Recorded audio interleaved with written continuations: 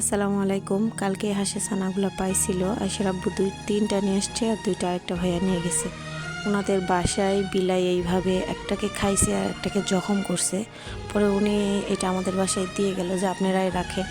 আমাদের তিনটা বাচ্চা আল্লাহর রহমতে ভালো আছে। আমি ভিডিও পোস্ট করতে চাইছিলাম যে এই ছানাটাকে আমি বাঁচাইতে পারি কিনা, আসলে শেষ পর্যন্ত বাঁচাইতে পারিনি, মারা গেছে। সকালে উঠে দেখি।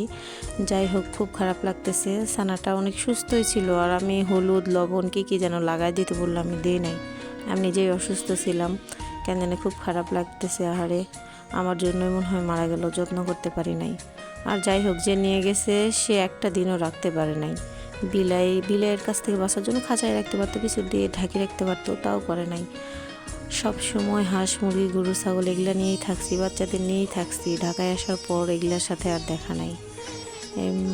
খুব খারাপ লাগতেছিল। হঠাৎ করেই কেন জানি পাইছে, জানি না। অনেকে বলতেছে হাঁসের বাচ্চা না উড়ে যায় কি না কি জানি না। যাই হোক, উড়ে গেলে যাবে।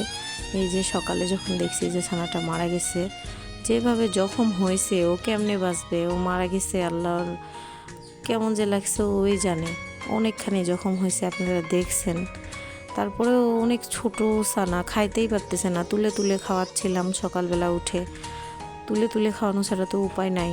আর এর মা কোথায়? আরও নাকি তিনটা পাইছিল আমাদের বাড়ির সামনে, ইটের মধ্যে খোপে খোপে হাঁস মুরগির ছানা। ছোটোবেলায় যেমন হচ্ছে আমরা পুকুর পাড়ে ডিম পাইতাম, অনেক কিছু পাইতাম, সেম হাঁসের ছানাগুলো পাওয়া গেছে আমাদের বাসার সামনেই। অনেক ইট রাখা আছে, ইটের মানে ফাঁকে ফাঁকে ছিল নাকি। যাই হোক, সকালে অনেক চেঁচামেচি করে আয়সা আসমা কান্নাকাটি করে। বাড়িওয়ালা বলতেছিল দেখ পাখির ছানা নিয়ে এসে দে। পরে দেখে যে হাঁসের ছানা, কিন্তু মারা গেল। খুব খারাপ লাগতেছে।